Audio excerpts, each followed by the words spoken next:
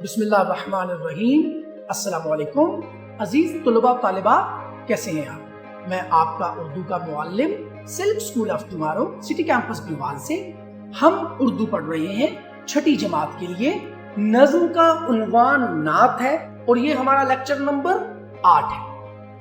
عزیز طلباء و طالبات، پچھلے لیکچر میں ہم نے نعت کے بارے میں پڑھا تھا اور ہم نے کیا پڑھا تھا کہ نعت ایک ایسی نظم ہوتی ہے، جی ہاں، جس میں حضرت محمد مصطفیٰ صلی اللہ علیہ وآلہ وسلم کی تعریف بیان کی جائے، اور ہم نے حضرت محمد مصطفیٰ صلی اللہ علیہ وآلہ وسلم کی حالات زندگی کے بارے میں پڑھا، حیات طیبہ کے بارے میں پڑھا، اور ہم نے کیا کیا پڑھا؟ جی ہاں، ہم نے پڑھا کہ ایک واقعہ ملتا ہے جس کو مواخات مدینہ کہتے ہیں۔ یہ واقعہ جس میں حضور صلی اللہ علیہ وآلہ وسلم نے انصار مدینہ اور مہاجرین مکہ کو آپس میں بھائی بھائی بنا دیا۔ آپ صلی اللہ علیہ وآلہ وسلم غریبوں کے مددگار تھے۔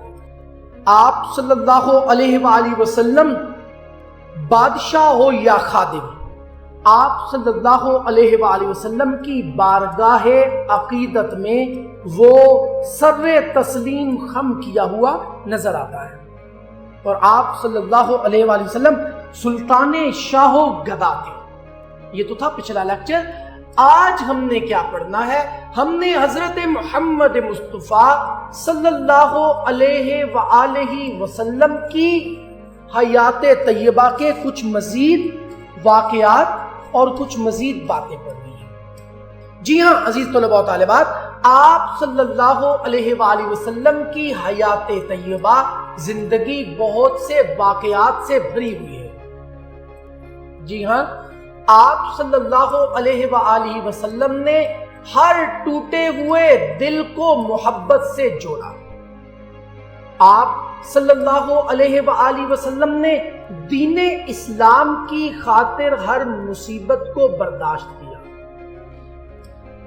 آپ صلی اللہ علیہ وآلہ وسلم صلحوں کا پیکر تھے، مگر جب آپ پر جنگ مسلط کی گئی تو چاہے تو وہ غزوہ بدر ہو، یعنی اسلام کی پہلی جنگ، یا وہ غزوہ ہو غزوہ خندق، آپ صلی اللہ علیہ وآلہ وسلم ہر غزوہ میں ثابت قدم رہے۔ اسی طرح آپ صلی اللہ علیہ وآلہ وسلم صلحوں میں بھی پیش تھے۔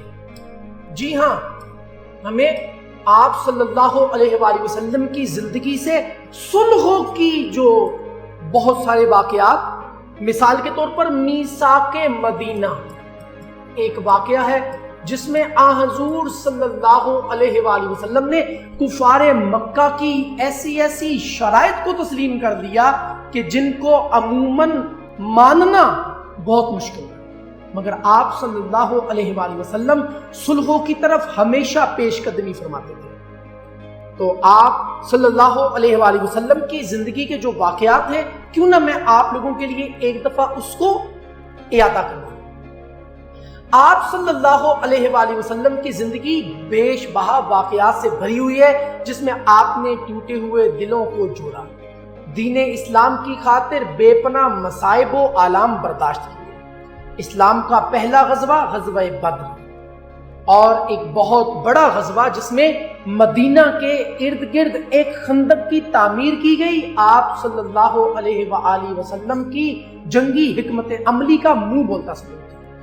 آپ ہر جنگ میں ثابت قدم رہے، لیکن ہمیشہ صلح کے لیے پیش رہے۔ میثاق مدینہ اسی کی ایک مثال ہے۔ عزیز طلباء و طالبات، کیوں نہ اب ہم آئیں کتاب کی پڑھائی کی طرف۔ تو ہم نے کتاب کا صفحہ نمبر 7 جی شکستہ دلوں کو محبت سے جوڑا، دھڑکتے دلوں کی صدا بن کے آئے، کہیں بدر و خندق میں فوجیں لڑائیں، کہیں صلح کا سلسلہ بن کے آئے، نبی دوسرے پیشوا بن کے آئے، محمد مگر مصطفیٰ بن کے آئے۔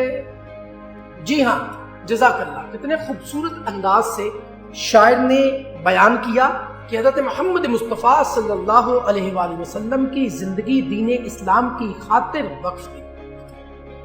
عزیز طلباء و طالبات، ہم چلتے ہیں مشق کی جانب اور صفحہ نمبر 8 ہے مشق میں، اور ہمارا جو سوال ہے وہ جزو جیم ہے، اور یہ سوال بھی آپ نے اپنے گھر کے کام والی کاپی میں کرنا ہے۔ اس نعت میں کن غزوات کا ذکر کیا گیا ہے؟ اس نعت میں 2 غزوات کا، ایک غزوہ بدر کا ذکر ہے اور دوسرا غزوہ خندق کا ذکر ہے۔ جی ہاں، اس کے بعد عزیز طلباء و طالبات، آپ آ جائیں کتاب کے صفحہ نمبر 10 کی طرف، اور ہم نے سوال نمبر 8 کرنا ہے، جملے بنائیں۔ عزیز طلباء و طالبات، میں آپ کو جملے بنانے میں رہنمائی کروں گا، لیکن میں آپ کو یہ ضرور کہوں گا کہ یہ جملے آپ نے اپنے الفاظ میں بنانے ہیں، ٹھیک ہے؟ رضا، حضرت محمد مصطفیٰ صلی اللہ علیہ وآلہ وسلم اللہ تعالیٰ کی رضا بن کر دنیا میں تشریف لائے۔ گدا، حضرت محمد مصطفیٰ صلی اللہ علیہ وآلہ وسلم شاہ و گدا کے سلطان تھے۔ خادم، دنیا میں ہر بادشاہ رسول پاک صلی اللہ علیہ وآلہ وسلم کا خادم نظر آتا ہے۔ محبت، نبی کی محبت ہمارے ایمان کا جزو ہونی چاہیے۔ صدا، ہر طرف محبت کی صدائیں دینا ہی مومن کی نشانی ہے۔ جی، یہ تو میں نے آپ کے سامنے کچھ جملے بنائے، اور میں آپ کو یہ ضرور کہوں گا کہ آپ ان جملوں کو اپنے الفاظ میں اپنی گھر کے کام والی کاپی پہ لکھیں گے، دن لکھیں گے، تاریخ لکھیں گے، گھر کے کام کو ٹک کریں گے۔ یہاں پہ ہمارا جو عنوان ہے وہ نعت ہے، تو ہم نے مشکل الفاظ کے معانی بھی تحریر کرنے ہیں، تو کیوں نہ معانی بھی تحریر کریں۔ پہلا جو لفظ ہے وہ ہے شکستہ۔ شکستہ، شکستہ کہتے ہیں ٹوٹا ہوا۔ دوسرا لفظ ہے سواد، سواد سے صدا۔ صدا کا مطلب ہوتا ہے آواز، اور اگر صدا سین سے ہو تو اس کا مطلب کیا ہوگا، یہ بھی میں یہاں پہ لکھ دیتا ہوں۔ صدا، اس کا مطلب ہوگا ہمیشہ۔ جی ہاں عزیز طلباء و طالبات، یہ آپ کا گھر کا کام۔ امید ہے کہ آج جو ہم نے نعت میں حضور صلی اللہ علیہ وآلہ وسلم کی حیات طیبہ کے بارے میں پڑھا، آپ اس کو اپنے گھر والوں سے شیئر کریں گے۔ عزیز طلباء و طالبات، دعا ہے کہ نبی کی محبت ہمارے ایمان کا جزو بن جائے۔ بہت شکریہ، السلام علیکم۔